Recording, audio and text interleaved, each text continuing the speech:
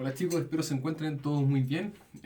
Bueno, en esta segunda clase vamos a seguir revisando algunas cositas de Libius. Vamos a tratar de hacer algo un poquito más aplicado. Entonces, bueno, vamos a utilizar una base de datos, exactamente la misma base de datos de este paper que tenemos publicado, Forecasting Base Metal Prices with the Chilean Exchange Rate. Entonces, bueno, aquí tengo el paper abierto. Entonces, fíjense que en este paper lo que hacemos es mostrar que el tipo de cambio chileno tiene capacidad predictiva sobre distintos metales básicos no ferrosos y sobre el índice de metales de Londres. Entonces, básicamente lo que hacemos acá, utilizando el peso chileno, utilizando modelos que incorporan el peso chileno, tratamos de pronosticar lo que va a ocurrir en el futuro con precios de metales. Entonces, en este ejercicio de hoy día vamos a tratar de ver algunos gráficos, ver un poco las series, cómo se comportan, y hacer un primer ejercicio dentro de muestra para ver si podemos sacar algunas conclusiones preliminares. Entonces, bueno, les voy a compartir esta base de datos, pero esta es exactamente la misma base de datos que utilizamos en este paper. Entonces, lo primero que vamos a hacer es mirar algunos gráficos. No los vamos a ver todos. De hecho, si quieren como tarea les puedo dejar extender muchas de las cosas que vamos a hacer hoy día para algunas series. Ustedes lo hacen para el resto de las series que tenemos cargadas acá. Entonces, vamos a graficar, por ejemplo, la serie del aluminio y la serie del aluminio.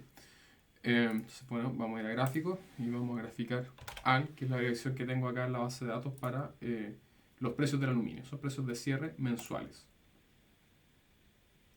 Entonces vamos a hacer un gráfico de línea.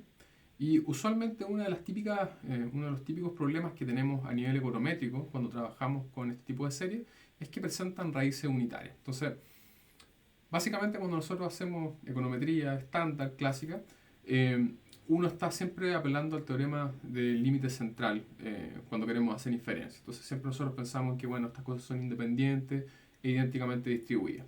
Pero en principio una serie de tiempo puede ser completamente heterogénea. No tendríamos por qué pensar de que esta serie va a ser independiente e idénticamente distribuida. Esto en principio podría venir de cualquier distribución y cada realización podría venir de una distribución distinta. Entonces esto como que nos empieza a generar un problema.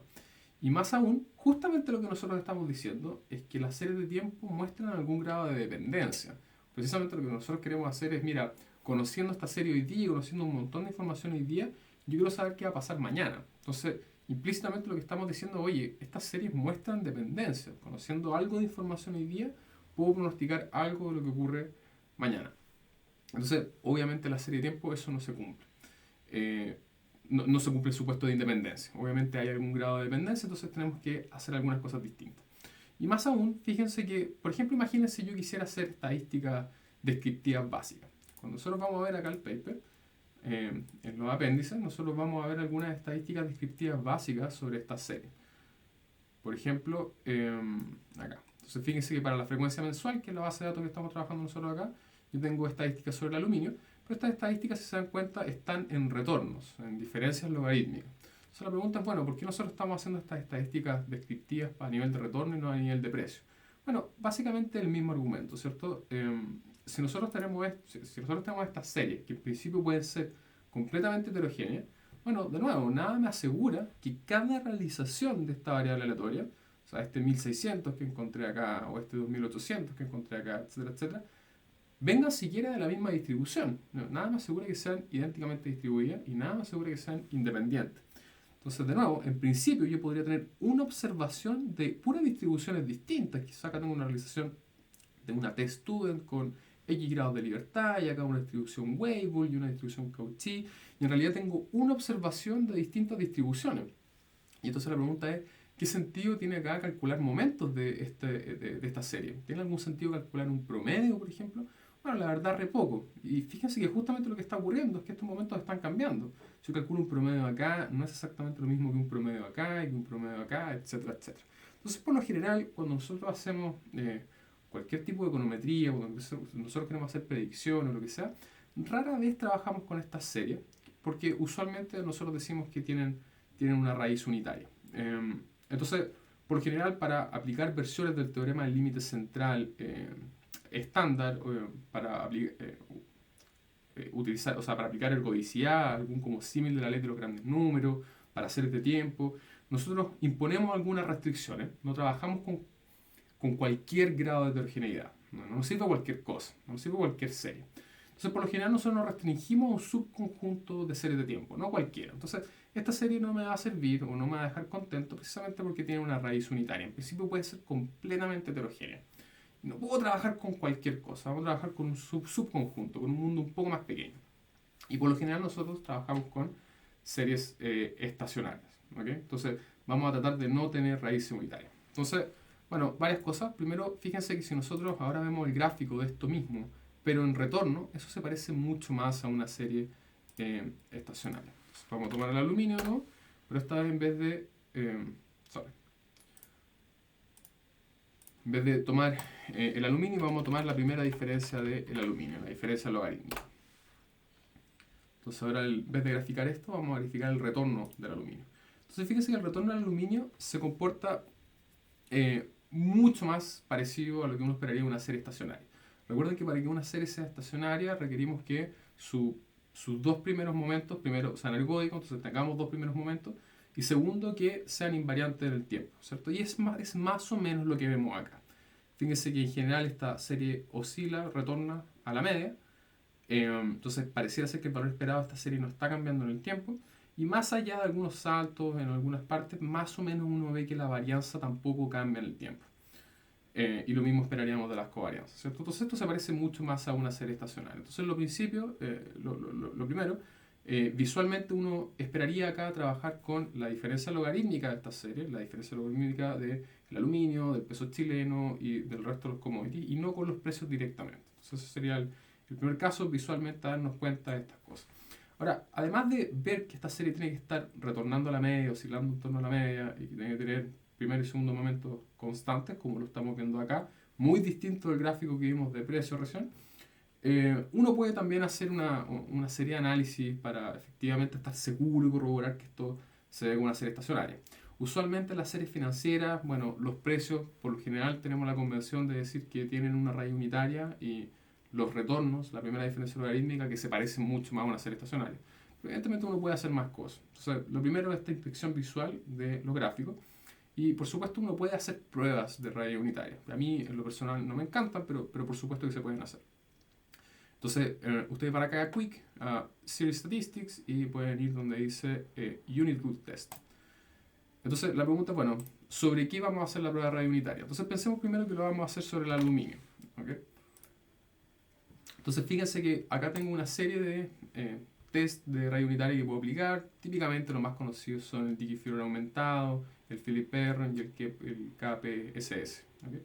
Simplemente a modo ilustrativo usemos el Dickey-Fuller y pensemos que lo vamos a hacer en nivel, o sea, en precio. Nosotros ya dijimos que visualmente al menos se veía que el precio del aluminio no es una serie estacionaria, no es una serie que esté retornando a la media, ni mucho menos. Entonces es demasiada heterogeneidad, no tenemos versiones estándares del teorema del límite central como para trabajarla. Más adelante van a ver este fenómeno de regresión espuria, entonces cualquier cosa que tenga una tendencia parecida a algún periodo de tiempo va a aparecer como significativa. Entonces no vamos a trabajar con ese tipo de cosas, pero asegurémonos de que efectivamente esto tiene una raíz unitaria al menos según un test. Entonces, bueno, voy a poner OK. Entonces fíjense que acá, bajo la hipótesis nula, estamos diciendo que la serie del aluminio, en precio, tiene raíz unitaria. Entonces, la hipótesis alternativa es que no tiene raíz unitaria. Entonces nos quedaríamos semi tranquilos y esta serie puede ser estacionaria. Obviamente estos tests tienen un montón de críticas y un montón de problemas, pero bueno, parte de la vida. Ahora, el Dickey-Fuller aumentado y el Philip-Perron y todas esas cosas, bueno, son estadísticos que tienen una distribución no estándar, no tienen una distribución normal. Entonces, los estadísticos no son los mismos a los que estamos acostumbrados, no son 1,65 ni 1,90 y tanto, son estadísticos distintos. Pero aquí Linus nos entrega los valores críticos. Entonces, fíjense que estos son los valores críticos al 10%, al 5% y al 1%. Nuestro estadístico nos dio menos 2, menos 2,06. Y fíjense entonces que si yo estoy a la izquierda de estos valores críticos, estaríamos retrasando la nula. Fíjense que este estadístico no es menor que esto, ni que esto, ni que esto, entonces no podemos retrasar la hipótesis nula en ninguno de los niveles. Y de hecho, este es el p-value, nos dio 0,26. Por lo general uno rechaza al 10%, entonces por ningún lado estaríamos rechazando la nula. Entonces, al parecer, efectivamente, en precio al menos, no hay evidencia que podamos rechazar la hipótesis nula, entonces esto más o menos está indicando lo que visualmente vimos de la serie, que esto parecía tener una raíz unitaria. Y otro típico comportamiento de las series con raíz unitaria es que sus autocorrelogramas usualmente tienen mucha autocorrelación y esta autocorrelación en el tiempo, en la medida que voy aumentando los rezagos, va decayendo, pero va decayendo lenta y linealmente, no exponencialmente ni nada por el estilo. Entonces, fíjense qué pasa si nosotros vemos los autocorrelogramas del precio. Entonces voy a ir aquí a correlogram y voy a poner aluminio. Y de nuevo vamos a verlo en nivel, en precio. Entonces fíjense que eso es justamente lo que está ocurriendo con esta serie de precios. Entonces vemos que los autoprogramas son gigantescos, está muy correlacionado, obviamente porque esta serie tiene una tendencia, ¿cierto? Entonces este de acá está muy correlacionado con el siguiente, con el siguiente, con el siguiente, porque tiene una tendencia creciente por mucho tiempo, una tendencia decreciente por mucho tiempo, etcétera, etcétera. Entonces esas tendencias usualmente hacen que estos autoprogramas sean gigantescos, estén muy correlacionados, y esta autocorrelación le cueste mucho decaer, decaiga lentamente y de manera lineal. Fíjense que hasta el rezago 25, 26 esto sigue siendo significativo, entonces es una locura. Ahora, ¿qué deberíamos esperar nosotros de una serie estacionaria? Bueno, como nosotros tomamos una primera diferencia sobre la serie, básicamente lo que estamos haciendo es matar esta tendencia determinística. Entonces, desaparece el efecto que viene simplemente por tener una tendencia. Entonces, ahora cuando nosotros veamos las pruebas de raíz unitaria, uno debería esperar de que rechacemos la nula de raíz unitaria. Y además cuando veamos los autocronogramas, uno debería esperar que sea muchísimo menos significativo, ya están compartiendo esta tendencia. Y si es que hay alguno significativo en el primer rezago, en el segundo rezago, esto debería decaer exponencialmente. ¿Okay? Entonces vamos a ver si esas cosas también están ocurriendo. Entonces de nuevo vamos a hacer vamos a hacer primero la prueba de radio unitaria. Entonces estábamos trabajando con el aluminio, pero esta vez en lugar de trabajar directamente con el aluminio, vamos a trabajar con su primera diferencia logarítmica, ¿okay? O sea, el retorno del aluminio. Entonces fíjense que, a diferencia de antes que no podíamos rechazar la hipótesis nula de raíz unitaria, en este caso la estamos rechazando con mucha facilidad, ¿cierto? Nosotros estábamos viendo que si estaba a la izquierda de alguno de estos valores críticos íbamos a rechazar la nula, y efectivamente está muy, muy a la izquierda de cualquiera de estos valores. El p-value es infinitamente chico, entonces, bueno, rechazamos la hipótesis nula sin problema y efectivamente estamos rechazando la nula de raíz unitaria. Aquí no tenemos raíz unitaria, que es más o menos lo que estábamos esperando y es más o menos lo que vimos en el gráfico de los retornos. Ahora veamos qué pasa cuando nosotros tomamos el correlograma. ¿Okay? Entonces, bueno, si quieren tomemos de log de aluminio. Como estoy tomando diferencia logarítmica, como la serie, voy a tomarla en nivel, ¿okay? Porque ya es la diferencia logarítmica. Lo mismo si hubiera tomado primera diferencia y hubiera puesto aluminio simplemente. Entonces fíjense que esto es mucho más cercano a lo que uno hubiera esperado. Hay bajísima evidencia de autocorrelación en la serie. ¿Okay? Obviamente de repente aparecen algunas cosas, igual estas cosas son un poco extrañas, uno por lo general piensa que aquí puede haber algo de error estadístico, puede ser algo espurio, pero por lo general el mensaje es que hay muchísima menos autocorrelación en una serie estacionaria que en una serie que tiene esta tendencia determinística y que puede estar de alguna manera imponiendo en base a esa tendencia una autocorrelación.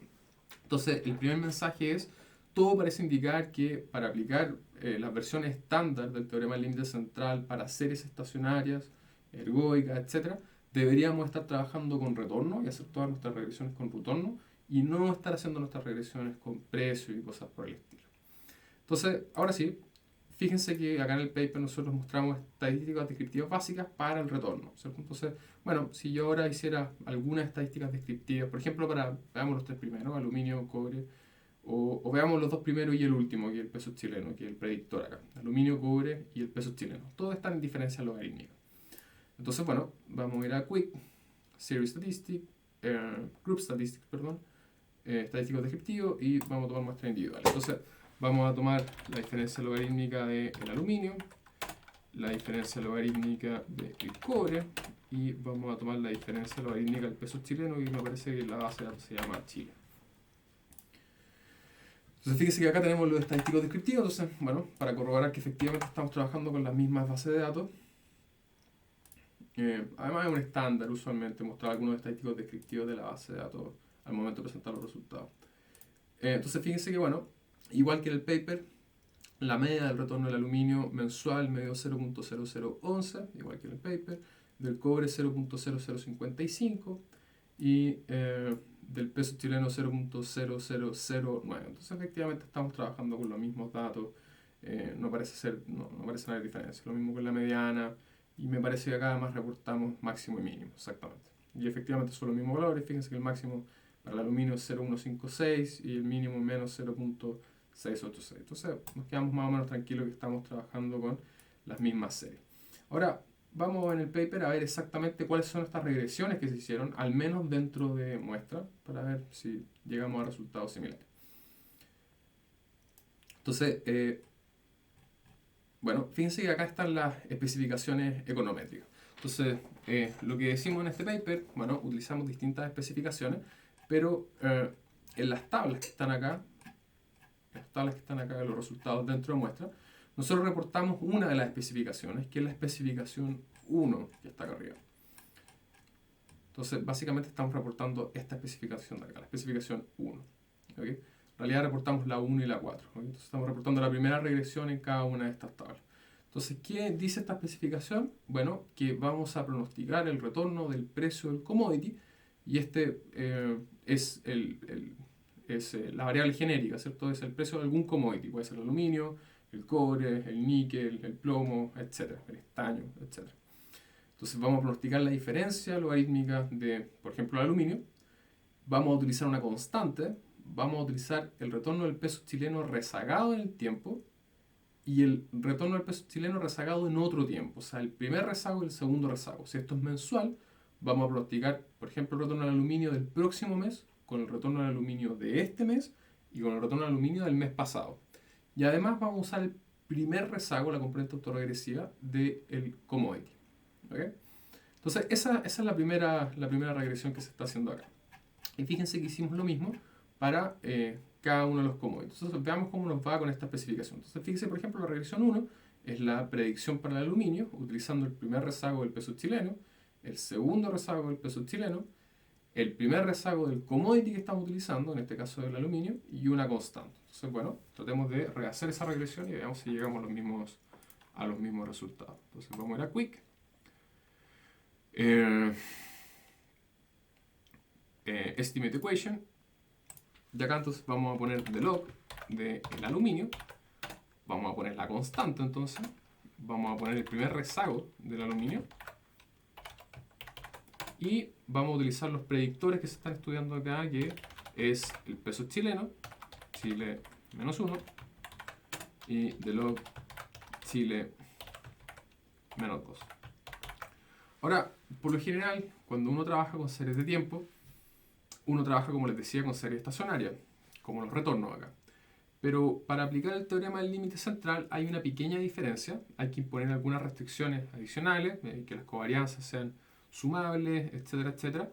Pero uno de los puntos claves es que la convergencia cambia un poco. Entonces, en lugar de converger a una normal 0, sigma cuadrado, converge a una normal 0, la varianza a largo plazo. Entonces, tenemos que tener un estimador apropiado de la varianza a largo plazo. No voy a entrar mucho en profundidad en eso, pero típicamente uno usa estimadores HAC, Heteroscedasticity and Autocorrelation Consistent.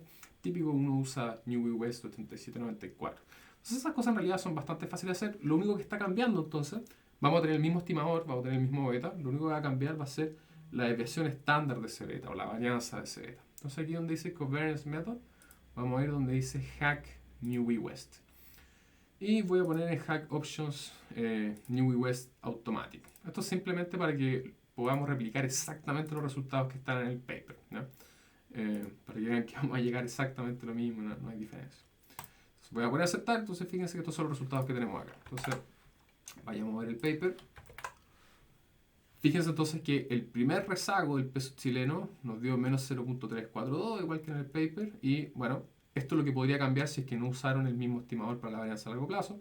Nos dio 0.122, que es exactamente el mismo. Bueno, también usamos el mismo estimador para la varianza a largo plazo en este paper.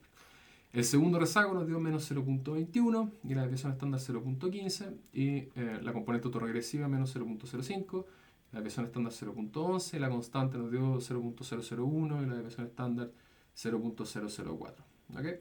Entonces, bueno, algunas cosas básicas. El R cuadrado acá nos dio 0.046. Recuerden que esto tiene una interpretación de varianza, entonces un 4,6% de la variabilidad, la varianza que tiene el aluminio está controlada acá por nuestro modelo. Obvio que es bajo, pero esto es más o menos esperable para este tipo de regresiones. Acuérdense que nosotros estamos tratando de predecir retornos de activos financieros. Entonces uno espera baja predictibilidad en estas cosas.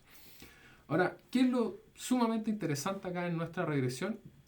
Fíjense que el primer rezago del peso chileno resultó estadísticamente significativo. ¿Okay? Esto es para el ajuste dentro de muestra. Entonces, al menos en el ajuste dentro de muestra, el primer rezago del peso chileno parece tener algo de contenido predictivo para el retorno al aluminio. No quiero ser tan tajante en estas cosas porque por lo general, algo que vamos a ir viendo más adelante es que estas regresiones dentro de muestra son súper prone to overfitting. O sea, es muy fácil encontrar algo de resultados espurios con este tipo de análisis. Entonces, podría ser de que esta, como comillas, predictibilidad súper fuerte que estamos encontrando acá, cuando uno haga un análisis fuera de muestra, desaparezca. ¿Okay? Pero al menos la primera evidencia sugiere que podría haber algo acá con este primer rezago del peso chileno. Entonces, fíjense que si es que le creyéramos 100% a esto y no hubiera ningún problema de sobreajuste y no hubiera ningún problema de overfitting ni nada por el estilo, uno podría pensar acá de que el primer rezago del peso chileno tiene capacidad predictiva sobre el aluminio. Fíjense que más aún el t-statística acá nos dio en menos 2,8 prácticamente, ¿cierto? O sea, acá estamos rechazando al 1%. Entonces, rechazamos la nula, el beta 1 igual a 0 de manera súper fácil. Ahora, uno también podría hacerse algunas preguntas adicionales. Por ejemplo, uno podría ver la prueba F de significancia global y decir, oye, ¿y qué pasa simultáneamente con todas las pendientes? ¿Es el beta 1, por ejemplo, el beta 2 y el beta 3 igual a 0 simultáneamente? ¿O al menos 1 es distinto de 0? Entonces, típicamente uno eso lo veía con la prueba F, ¿cierto? Es tener una interpretación de significancia global. Y nuestra prueba F acá nos da 3.32, pero acá tenemos el p-value asociado y es 0.02. O sea, rechazamos la nula acá al 5% de confianza. Entonces, al menos 1 sería significativo. Eso más o menos como que teníamos intuición, porque bueno, este resultó significativo al 1%, ¿cierto? Ahora, adicionalmente, uno podría hacerse preguntas distintas. O sea, aquí, bueno, la prueba de significancia global es como bien sencilla, porque son todas las pendientes simultáneamente igual a 0. Pero eventualmente yo podría hacerme preguntas sobre alguno de los coeficientes. Por ejemplo, oye, ¿será que este coeficiente que está acá igual a 0 y este coeficiente que está acá igual a 0? Por ejemplo, tomar solamente estos dos y ver si estos dos igual a 0 y no incluir en esa hipótesis el aluminio.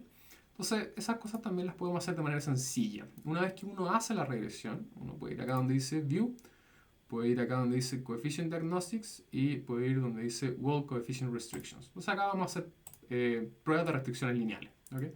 Entonces, bueno, fíjense que por el orden que está puesto esto, este es el coeficiente C1, este es el coeficiente C2, este es el C3 y este es el C4. Entonces yo me podría preguntar, por ejemplo, oye, bueno, ¿es C3 igual a C4 igual a 0?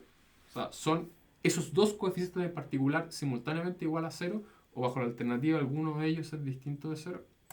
Entonces fíjense que esto no es exactamente la misma prueba de F que estábamos haciendo, de hecho los resultados nos dan distintos, y fíjense que acá podemos rechazar la nula con un 1% de significancia, ¿cierto? Entonces efectivamente, si yo planteo que estos dos son simultáneamente 0, o la alternativa que al menos uno es distinto de 0, bueno, rechazamos la nula sin problemas, que de nuevo era como más o menos intuitivo por los resultados que encontramos acá.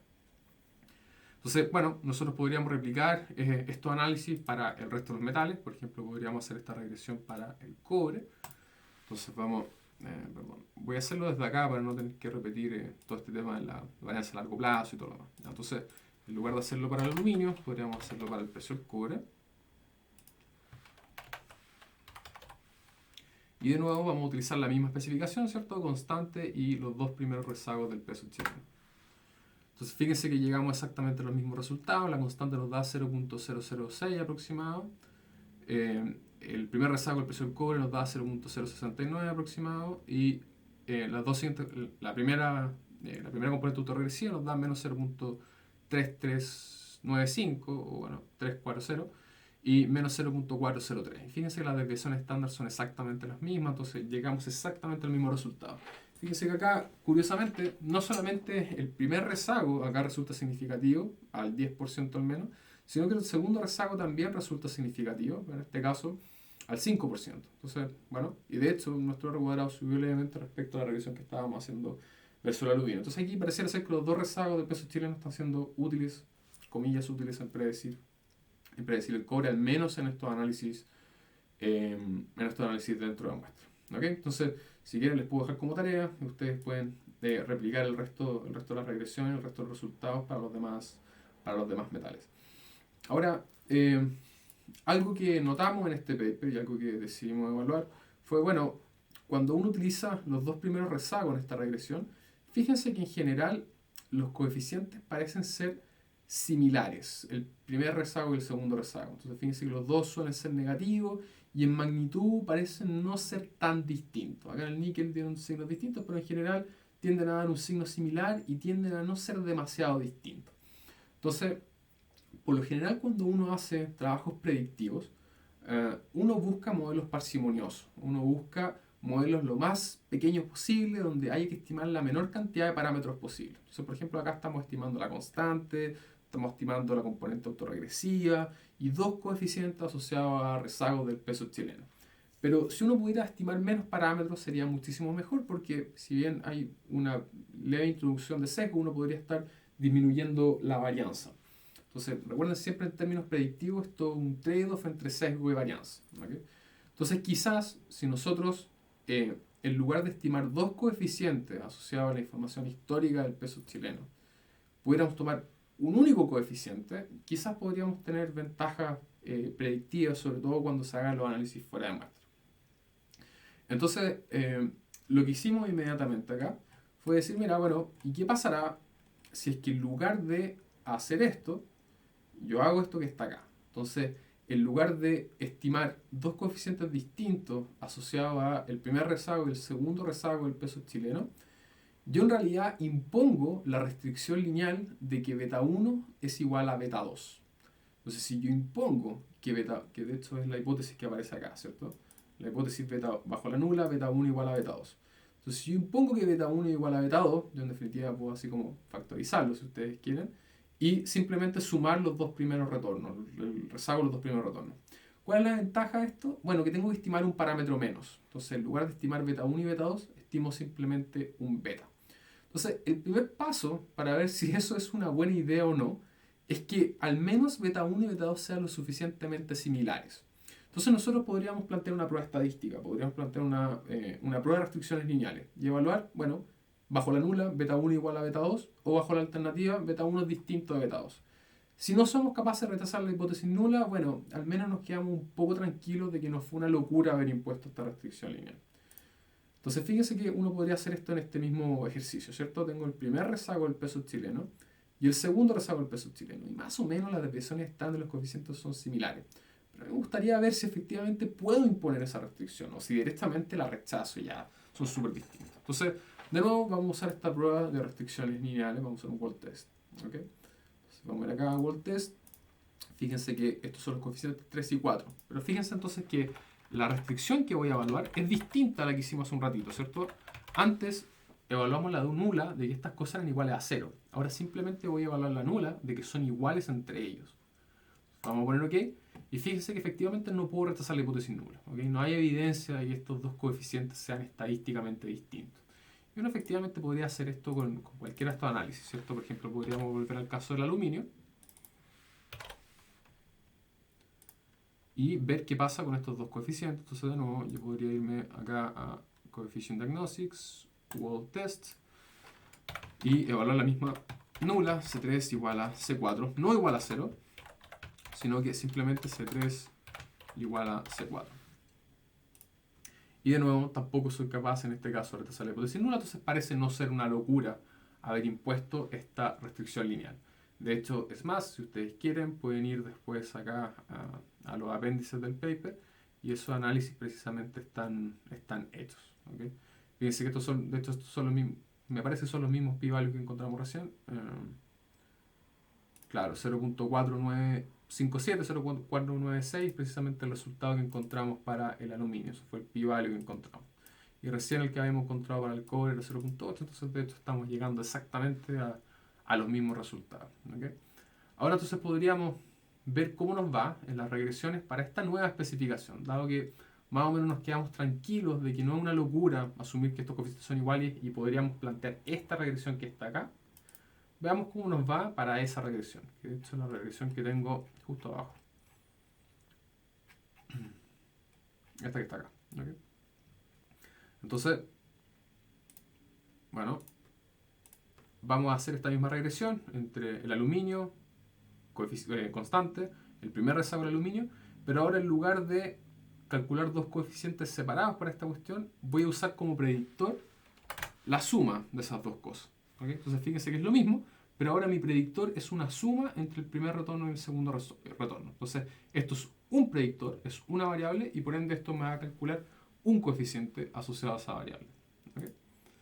Entonces fíjense que en este caso, este predictor, que es la suma del retorno de este periodo, por ejemplo, con el retorno del periodo anterior, para predecir el aluminio del retorno siguiente, el retorno del aluminio del periodo siguiente, este coeficiente nos dio menos 0,27 y con desviación estándar 0,1 el t-statistic nos dio brutal, ¿cierto? 0,26. Entonces estamos rechazando al 1% de significancia. De hecho, si vamos a ver los resultados para el aluminio, bueno, llegamos exactamente a lo mismo, menos 0,272 y una desviación estándar de 0,103 y efectivamente estamos rechazando al 1% de significancia. Entonces, efectivamente rechazamos sin problema la hipótesis nula. Fíjense que lo mismo podríamos hacerlo si ustedes quieren con el cobre. Entonces aquí vamos por el PSU.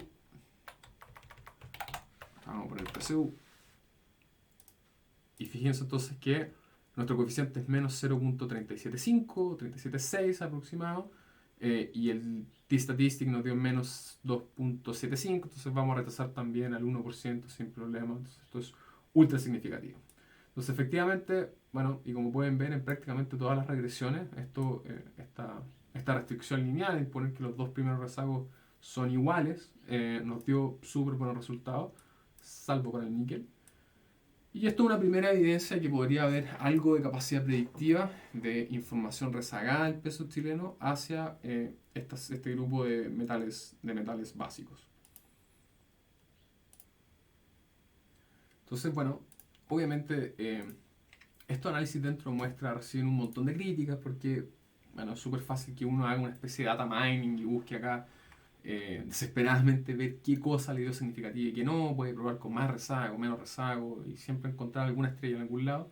Y también estas cosas son medias prone to overfitting, entonces por general uno suele encontrar más de lo que realmente hay y por eso por lo general uno hace esta segunda parte del paper que uno llama análisis fuera de muestra. Eso seguramente lo vamos a ir aprendiendo con calma durante el curso.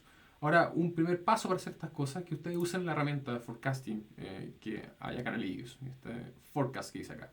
Entonces, una vez que ya tengo estimada esta cuestión, yo puedo ir acá donde dice forecast y hacer un pronóstico para alguna de estas series. Por ejemplo, puedo hacer un pronóstico para el log del precio del cobre. Fíjense que esto llega hasta mes 6 2017, entonces uno podría hacer los pronósticos, no sé, de una parte hacia adelante o algo por el estilo. Por ejemplo, esto podría hacerlo desde, no sé, desde 1999, mes 10, hasta, qué sé yo, 2010, mes 10. Y hacer esto de static forecast, que creo que en el video pasado les explicaba la diferencia entre dynamic y static. Entonces esto efectivamente me genera una nueva serie que se llama PSU-F y esa puedo compararla, o sea, tengo medidas de pérdida de cuántos nos estuvimos equivocando para hacer estas cuestiones, ¿cierto? Ya, aquí, sorry, eso sí cometí un error. Esta es claro, esto es forecast sample, entonces esto es qué parte vamos a estar pronosticando. Entonces aquí deberíamos haber puesto 2010, mes 10 en adelante. Entonces esta es la porción que vamos a estar pronosticando y la parte inicial es la que vamos a estar usando para estimar los modelos, ¿cierto? Entonces deberíamos haber hecho algo así para el log del precio del cobre. Ahí sí. Entonces, bueno, acá tenemos nuestras medidas de pérdida, si ustedes quieren. Acá está la raíz del error cuadrático medio, fuera de muestra, el valor absoluto del error, etcétera, etcétera. Y obviamente inmediatamente me crea una serie acá para estos retornos. Entonces yo, si quisiera, podría graficar estas cosas o podría graficar simplemente comparándola con el retorno del cobre, ¿cierto? Entonces fíjese que más o menos hasta acá usamos estas cosas para estimar y luego generé mis pronósticos hacia adelante. ¿Okay? Entonces, bueno, durante el curso vamos a entrar un poco más en detalle sobre cuáles son exactamente estas medidas de pérdida, cómo se compara un pronóstico con otro y cómo construir estos pronósticos fuera de muestra. Entonces, el primer mensaje que les quiero decir es que, bueno, con estas regresiones dentro de muestra podemos ya empezar a darnos una idea de algún mensaje, si es que algo está ocurriendo, si es que hay algo prometedor. Obviamente acá se ven resultados prometedores, pero eso hay que someterlo a un análisis un poco más profundo y un poco más duro, que son los análisis fuera de muestra. Y es típicamente las cosas que hacemos con esta herramienta Forecast, pero que vamos a aprender también a programar y hacer en distintas versiones, con ventanas rodantes, recursivas, etc. Así que, bueno, eso chicos por hoy. Espero que estén excelentes. Cualquier duda, cualquier pregunta, por favor, no duden en contactarme.